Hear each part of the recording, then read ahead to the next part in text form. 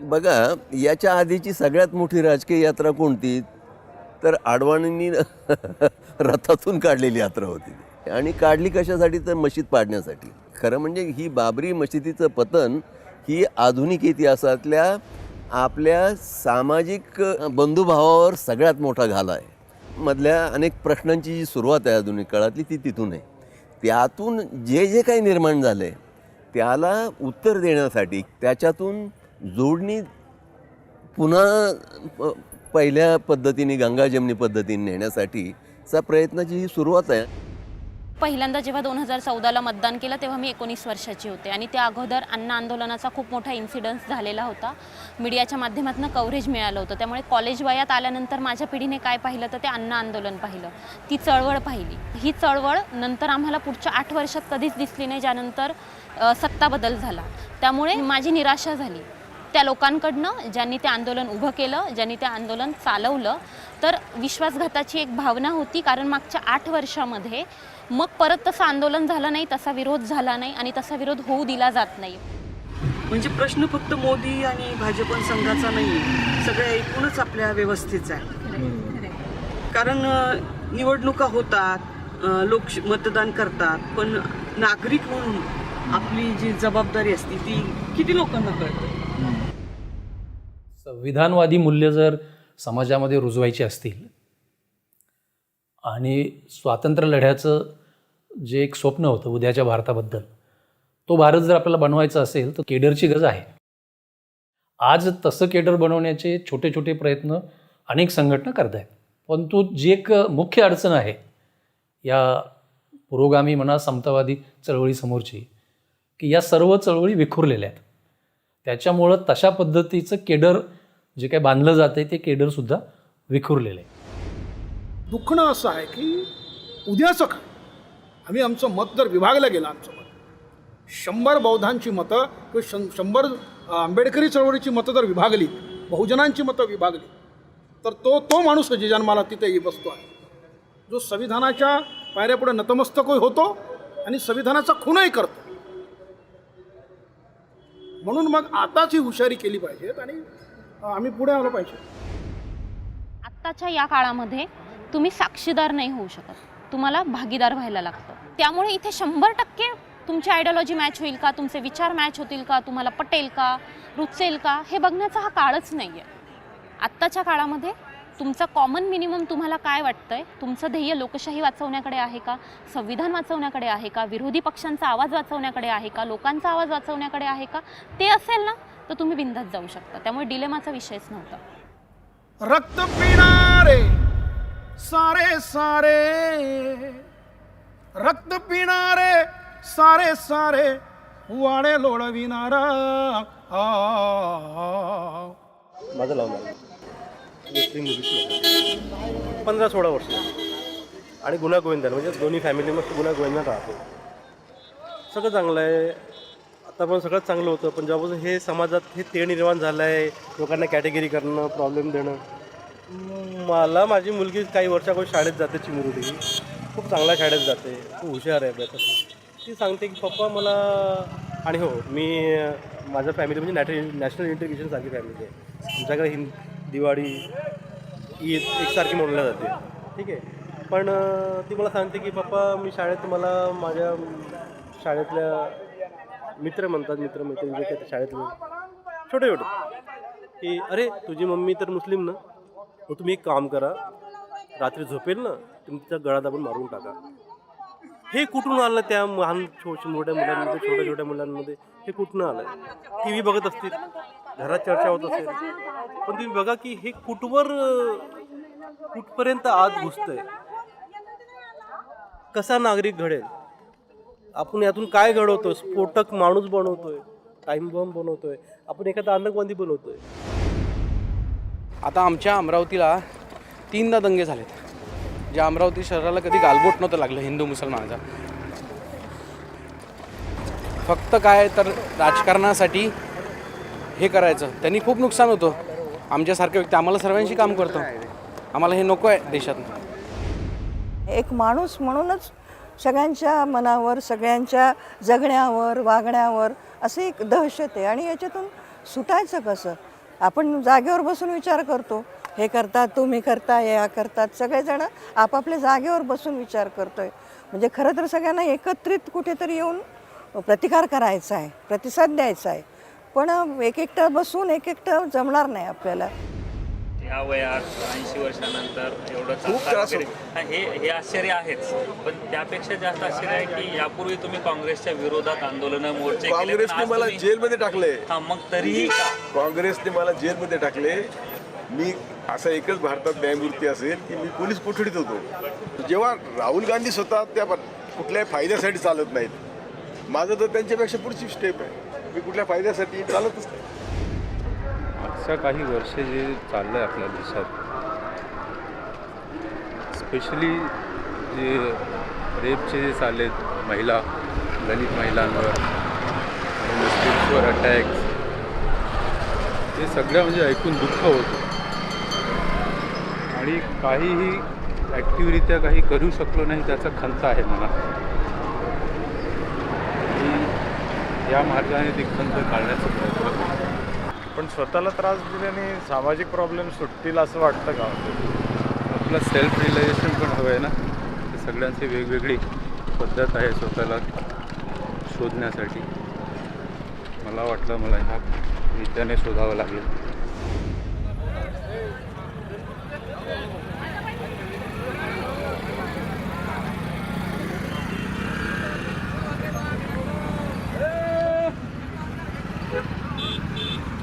आपका नाम क्या है? MD आजाद. आजाद. AZAD. आजाद. तो आपको तकलीफ नहीं होता है? नहीं, कोई तकलीफ नहीं. क्या होना, सुबह से चल रहे हैं, अभी जा रहे हैं, पानी पी के फिर चलेंगे. कोई तकलीफ नहीं. 24 किलोमीटर चलते हैं. नजदीक था. क्या प्रेरणा है? अरे देश को जैसे भाईचारा को खत्म कर रहा है लोग, इसको बचाना है ना. अगर हम लोग घर में बैठ जाएंगे तो फिर तो क्या होगा. रक्त पिणारे सारे सारे वाडे लोळविणारा, रक्त पिणारे सारे सारे वाडे लोळविणारा. पण मी एक मेसेज घेऊन आलोय, गे समाजाचा, LGBT समाजाचा मेसेज घेऊन आले. राहुल गांधी एक सूत्र घेऊन चाललेत की सर्व देश एकत्र झाला पाहिजे, इथे भाषांचा किंवा धर्माचा किंवा जातींचा द्वेष नसला पाहिजे.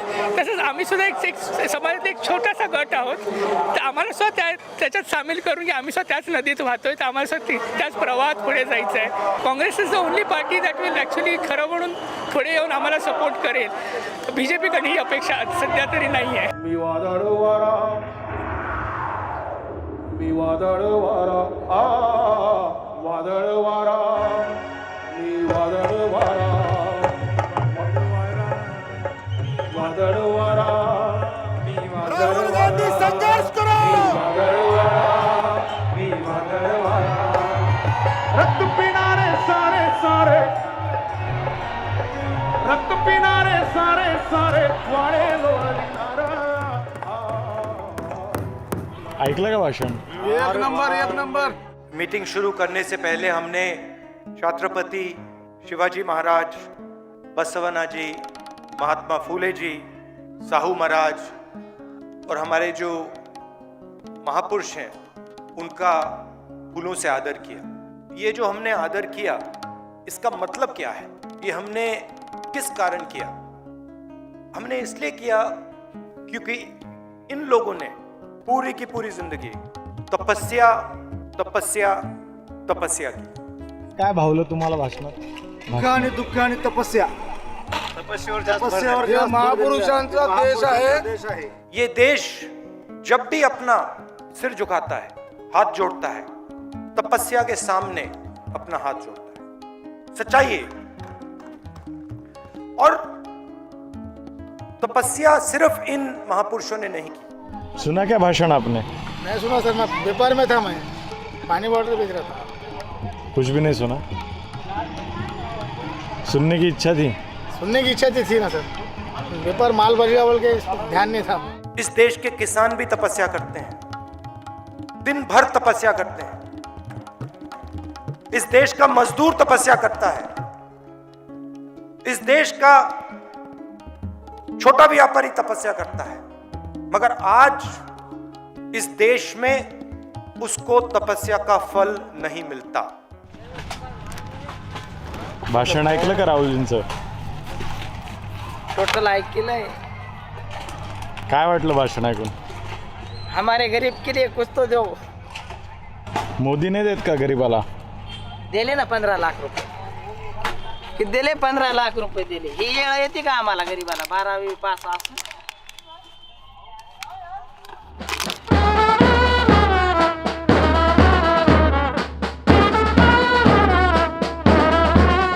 भारत हा मला नेहमीच स्वप्नांचा देश वाटत आला आहे. माझ्या देशाने मागच्या दशकभरात अनेक स्वप्ने पाहिली, स्वप्न दाखवणारेही पाहिलेत आणि स्वप्नांचा चुराडाही पाहिला. राहुल मात्र तपस्येविषयी बोलत होता. सामाजिक राजकीय चौकटीच्याही पलीकडे जाऊन काहीतरी सांगत होता. एक ना यात्रा का ना फील होता है, एक यात्रा का ना मूड होता है. जो यात्री होता है ना वही वो समझ सकता है. जब आप 25 किलोमीटर चलते हो और आप देश की 100 चीज़ें देश दुनिया भर देखते हो ना, आपको ना आप थोड़ा सा ना अध्यात्म से भी जुड़ते हो. लोग कहते हैं कि बाबा बन जाओगे, ये बन जाओगे, वो बन जाओगे. नहीं, ऐसा बिल्कुल नहीं है. हम लोग राजनीतिक लोग हैं, लेकिन ये ना हमारा देश जो है ना वो एक आध्यात्मिक देश है. अपने आप को समझना, अपने आप से संपर्क में रहना, अपने को थोड़ा डाइल्यूट करके थोड़ा निर्भय होना, यही सब चीज़ें हैं ना. स्पिरिचुअलिटी शब्द बड़ा है, थोड़ा सा लोडेड है, बहुत सारे मतलब निकलते हैं. ये सिंपल है, बट ये जो आइडियाज़ है, I feel that Rahul Gandhi. देश तसा धार्मिक आहे आणि पुरोगामी असणं म्हणजे देवाचं अस्तित्व नाकारणं, असं जे काय एक एथिस्ट असणं, असा जो एक म्हणजे समज झाला आहे असं नाही. लोक तसेच वागले आहेत. कदाचित काही काळापर्यंत मी पण तसेच वागत होते. तर त्या धार्मिकतेचा अर्थ खरं तर शोधून तरच लोकांच्या मनात घुसता येईल. विठ्ठल माझा माझा माझा माझा माझा विठ्ठल माझा मी विठ्ठलाचा.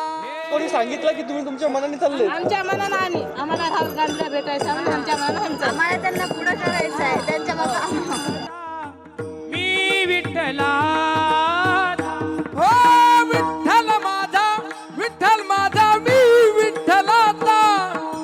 विठ्ठल माझा विठ्ठल माझा मी विठ्ठलाचा. राहुल गांधीची यात्रा आले, ही पण वारीची, पांडुरंगाची वारीची, माऊली ज्ञानेश्वर महाराजची वारीची. आम्ही त्यांच्या वारीसाठी आलोय. आम्ही त्यांच्या वारीत सगळ्यांना गण लावणार आहे. विठ्ठल माझा विठ्ठल माझा मी विठ्ठलाचा. विठ्ठल माझा विठ्ठल माझा मी विठ्ठलाचा. विठ्ठल माझा विठ्ठल माझा मी विठ्ठलाचा. विठ्ठल माझा विठ्ठल माझा मी विठ्ठलाचा. विठ्ठल माझा विठ्ठल माझा मी विठ्ठलाचा. विठ्ठल माझा विठ्ठल माझा मी विठ्ठला. हो विठ्ठल माझा माझा माझा माझा माझा विठ्ठल माझा मी विठ्ठलाचा. हे विठ्ठल. मला खात्री आहे की पांडुरंगाच्या आशीर्वादाने या देशामध्ये 2024ला सत्ता परिवर्तन नक्की होईल.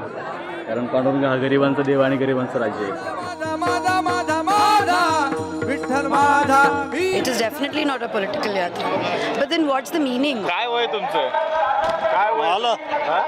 मला 86. When you are supporting this yatra, so you're definitely counting for a new leader, right? कसं काय आलं इकडं? हा हे भाषण आहे राहुलजी पायाकरता, राजीव गांधीचे चिरंजीव आहे याच्याकरता. This Naziwadi is not going to work anymore, and we're not going to take anything lying down.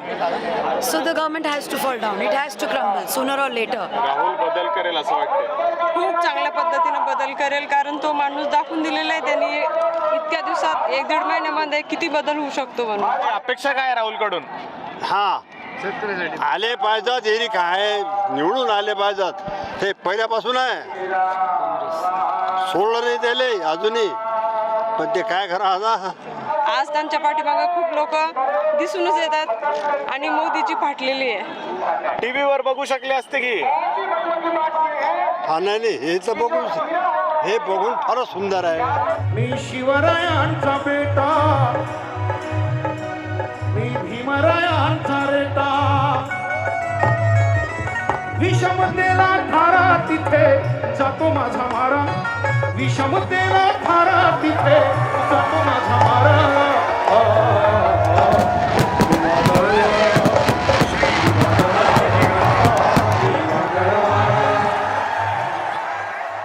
You know, I've also noticed a difference that now Mr. Archie's speeches have been started to be more engaging.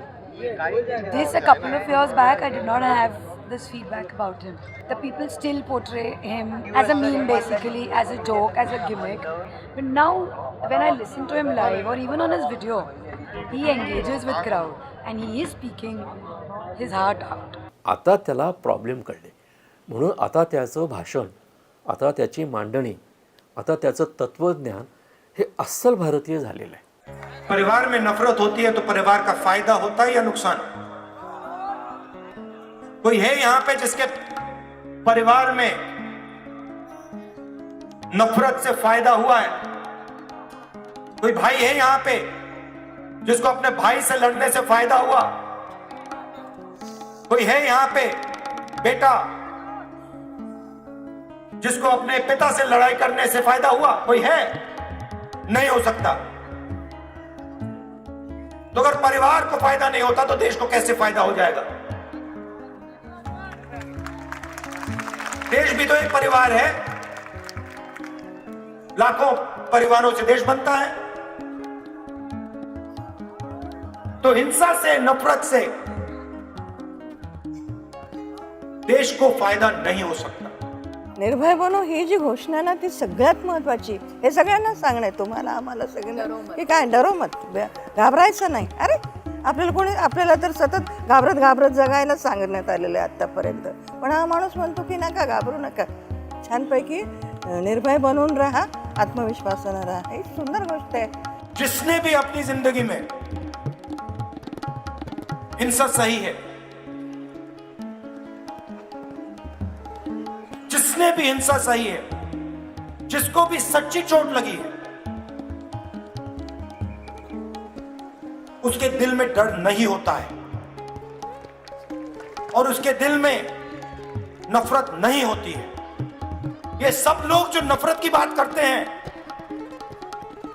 इनको कभी चोट नहीं लगी है, इनके खिलाफ किसी ने हिंसा नहीं की है, इसलिए ये बात करते हैं. आणि प्रेमाने राहा. हे किती छान आहे. कोणी सांगितलं का आपल्याला आतापर्यंत? म्हणजे घरात कोणी सांगतात जसे आपल्याला आजी आजोबा मोठी माणसं की अरे जरा नीट राहावा, प्रेमाने राहावं, तसा हा माणूस सांगतोय की अरे प्रेमाने राहा, प्रेमाने बोला. हे छान आहे. जो दिन भर देश को अपना खून पसीना देता है, चाहे वो किसान हो, चाहे वो मजदूर हो, युवा हो, उसके दिल में नफरत नहीं हो सकती. सवाल ही नहीं उठता. नफरत करणं खूपच सोपं आहे. आकृष्ट होणं त्याच्याकडे खूप सोपं आहे. भारी वाटतं ते, पण ते भारी नसतं. प्रेम करणं खूप कठीण काम. राहुल गांधी करतात. मग त्यांच्या प्रेमावर माझं प्रेम अधिक करायला मिळतं.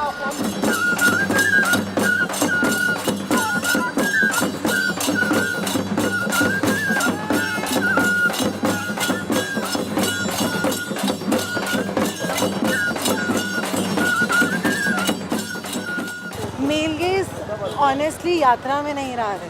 I like to push the boundaries sometimes. Right now you've seen me dressed like this, but when it was hot in Kerala, Karnataka, I was actually doing this yatra in dresses to see if people in the party are aligned with what they talk about or not. And believe me or not, I have not got a male gaze.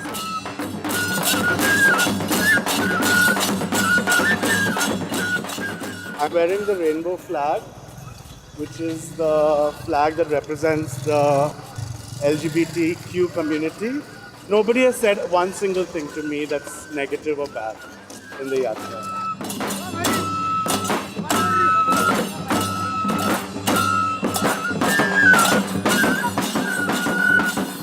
हर व्यक्ति अपनी अपनी यात्रा कर रहा है. इसको lead Rahul ji कर रहे हैं, लेकिन हम स्वयं खुद हमारी यात्रा करें. अगर हम ठीक हो गए ना खुद स्वयं, तो हो सकता है सामने वाला ठीक हो जाए.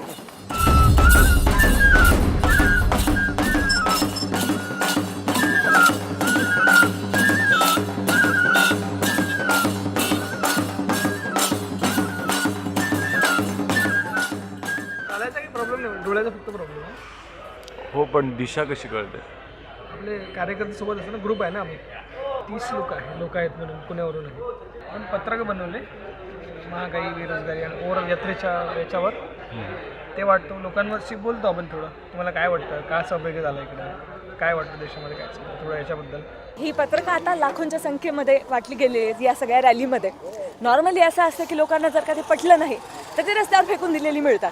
तर मग आम्ही तर वाटत चाललो आहे, पण आमच्या पाठीमागनं जे लोक सिनियर साथी आपले जे सगळे येत आहेत, तर मग त्यांनी आम्हाला स्वतःहून सांगितलं की आम्ही पाहत होतो की लोकांनी रस्त्यात कुठे पत्रकं वगैरे टाकली आहेत का, तर निग्लिजिबल मेजॉरिटी लोकांनी ती पत्रकं सांभाळून ठेवली आहेत. घरी जाऊन आमच्या मुलांकडनं वाचून घेतो, दुसऱ्यांना देतो, अशा पद्धतीने घेऊन गेलेले आहेत. आणि त्यांना त्यांच्या भाषेत जेवढं सांगितलं जाईल ना तेवढं ते जास्त कळतं.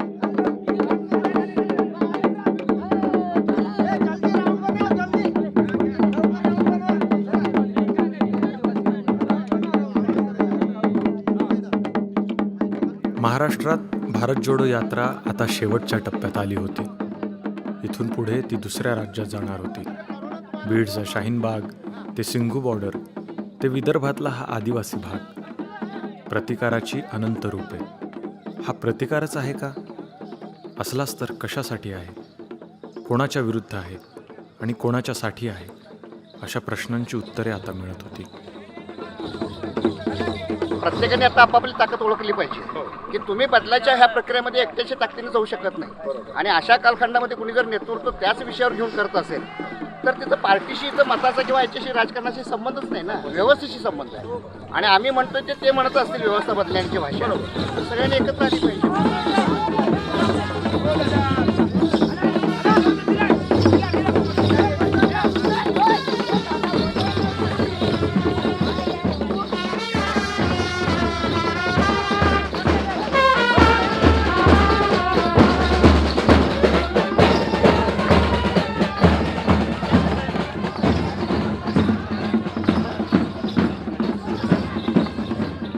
राहुल गांधींनी त्यांचं काम केलेलं आहे की आले ते इथं आले. आता ते प्रत्येक खेडेगावात तर नाही जाऊ शकत. हे लोक त्यांच्यासोबत फिरण्यापेक्षा खेडेगावात गेलेले खूप चांगलं. पेनिट्रेट करायची गरज आहे असं वाटतं. गावागावात जसं आधी काँग्रेस पोहोचली होती तशी आता BJP जशी पोहोचली तसं परत एकदा त्यांना गावात जाऊन परिवर्तनच करावं लागणार आहे. त्यातून हे सगळे तुमच्या अपेक्षा पूर्ण होतील असं वाटतं. मी कशाला मी अपेक्षा पुऱ्या करायचं मागे. मी सांगतो, मला राहुल गांधीला जर स्कोप मिळाला, तुम्ही सगळ्यांनी काँग्रेसच्या सगळ्या सायकोपन्सला बाजूला काढून जर तुम्ही काँग्रेस ताब्यात घेतली राहुल गांधी बरोबर, तर ह्या सगळ्या तुमच्या अपेक्षा पुऱ्या होतील.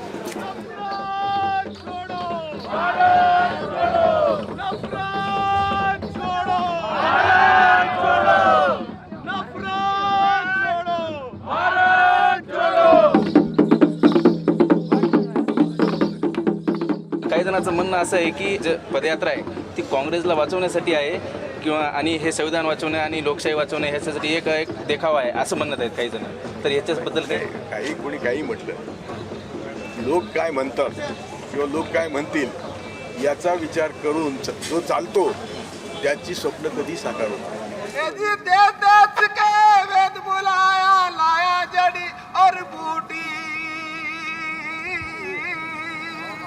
मोदी चाहिए देश के लिए. मोदी का हवा आहे? हिंदुत्व फक्त हिंदुत्व. बस. ती महागाई किती वाढली चालते.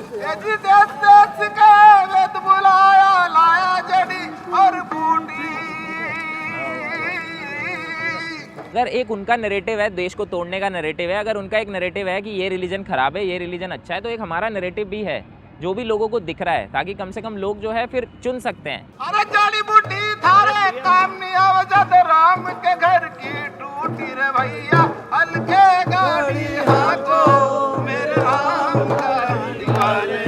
मोदीमुळे सगळे हिंदू हा एकच पॅटर्न चालू आहे. तो पॅटर्न मोळ्यासाठीच भारत यात्रा हे आम्हाला लोकांनी आता समजून राहिलं किंवा हे काऊन फिरून राहिले म्हणून.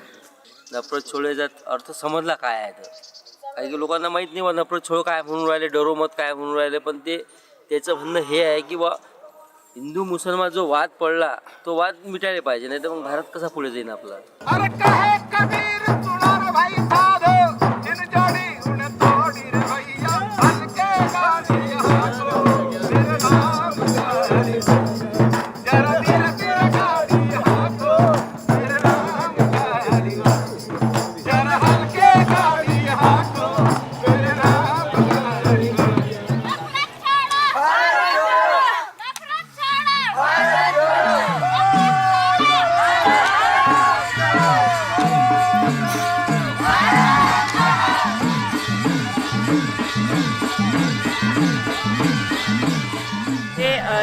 जिल्हा आणि नंदुरबार जिल्ह्यातले सातपुडा पहाडातले आदिवासी लोक आहेत जे वर्षानुवर्ष जंगल जमीन यांच्यासाठी लढणारे आहेत. आणि आज जे मोदी सरकार करते जंगल जमीन, आणि आज आम्हाला सांगते की तुम्ही आदिवासी नाही आहे, तुम्ही वनबंधू आहेत, वनवासी आहे, या शब्दाने ते आम्हाला म्हणतात. याचा विरोध आम्ही करण्यासाठी इथं आलेलो आहोत. इधर क्यों आए आप? क्या निकले? जमीन वाचतो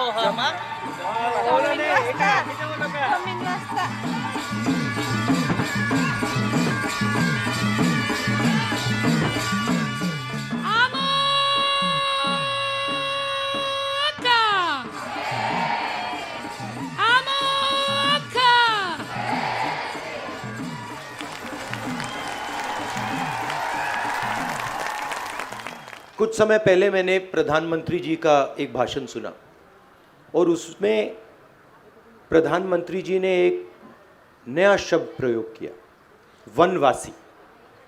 कुछ दिन पहले ये जे पंतप्रधान सह्याद्री बोटलो दिल्ली वालो तर ते भाषण करलो आणि आदिवासी एक नया शब्द आपलो जे शब्द से वनवासी. इन दो शब्द का मतलब बिल्कुल अलग है. आदिवासी कहता है कि आप लोग हिंदुस्तान के असली मालिक हो. वनवासी कहता है कि आप लोग जंगल में रहते हो. खूप मोठी बात करली से ये कहतला कि आदिवासी मतलब तुम ये जमीन ने धरती मूल मालिक और वनवासी मतलब तुम जंगल में रहनारा. हमारे लिए आप वनवासी कभी नहीं होगे, आप सिर्फ आदिवासी हो, आदिवासी रहोगे और ये जो देश है इसके आप पहले मालिक. खाडा खुदरा आमरा છે, બોડુ ખેડુ આમરું છે, જવાડ આમરી છે, આખા જંગલ આમરું છે, બરાબર છે ને? જંગલ બી આમરું છે, ખાડા ખુદરા બી નન બી આમરી છે, બરડામાં રહીને આમરું છે, નહાર પૂઠે આદિવાસી. ठीक है? अगर आप पहले मालिक हो तो आपको अधिकार मिलने चाहिए. सिर्फ जंगल और जमीन का अधिकार नहीं, वो तो मिलना ही चाहिए, मगर शिक्षा का अधिकार, स्वास्थ्य का अधिकार, रोजगार का अधिकार, धन का अधिकार, ये सब आपके पास होने चाहिए.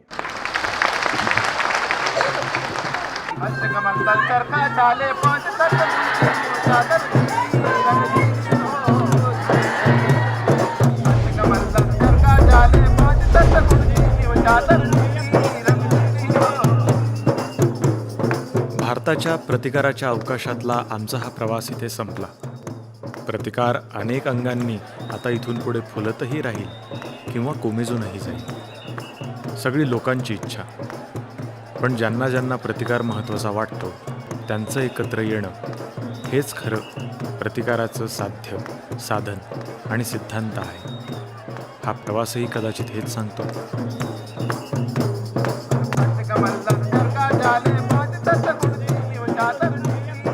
हमने ये भारत यात्रा कन्याकुमारी से शुरू की थी और आज हम महाराष्ट्र को छोड़ रहे हैं और मध्य प्रदेश के अंदर हम जाएंगे.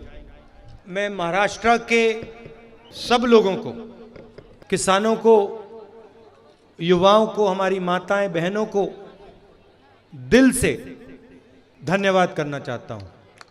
आपने जो मुझे पिछले 14-15 दिनों में दिया है, जो आपने मुझे सिखाया है, वो मुझे कहीं भी सीखने को नहीं मिलता. और जो आपके महापुरुष हैं जिन्होंने ये बातें आपके दिल में डाली, उनका भी मैं दिल से धन्यवाद करता हूँ. शिवाजी महाराज, अंबेडकर जी, फूले जी, लिस्ट है. अगर मैं बोलूं तो 10-15 मिनट लग जाएंगे, क्योंकि बहुत सारों को आपने पहचाना है, मगर बहुत सारे ऐसे भी व्यक्ति महाराष्ट्र में हैं जिनको पहचाना नहीं गया, मगर जिनके दिल में, जिनके खून में यही सोच थी. तो आप सबका दिल से बहुत बहुत धन्यवाद. जय महाराष्ट्र, जय Hind. In a time when India is internally fractured, in pain, where violence is being spread across the country, where hatred is being spread across the country, I felt it is my duty to show that there is another way possible. That there is a way possible where you are affectionate and loving to people, where you can disagree with them, where you can say, I actually don't like your views, but I can still go to you and say, I don't like your views, but I'm ready to listen to your views, and I'm not going to beat you because I'm more powerful. I'm not going to thrash you because I'm more powerful. So I thought it was my duty as an Indian citizen to place that on the table. And that is the idea of the Bharat Jodo Yatra. मेरा question बहुत ये था कि राहुल गांधी के कंधे पे राहुल गांधी के कंधे पे ही सारा भार क्यों है नहीं है ना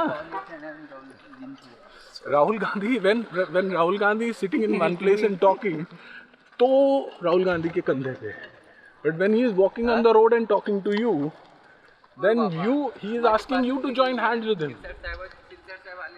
so the onus shifts on to you. Now please don't misunderstand. It is not only my duty, and it is not only I who is thinking this. Large number of Congress people feel the same thing, and millions of people, farmers, youngsters, men, women, feel the same thing. एवढं भयंकर आहे कधी वाटत नाही की बदलेल पण मी प्रयत्न नाही केला असं मला वाटावं नाही म्हणून मी The principles that we are putting across here are not just political principles. They are principles that you can use in your life. A little respect will not weaken India. It will only strengthen India. A little bit of affection, a little bit of love will only strengthen India. So that's the idea. Now what happens after the yatra? Let's see.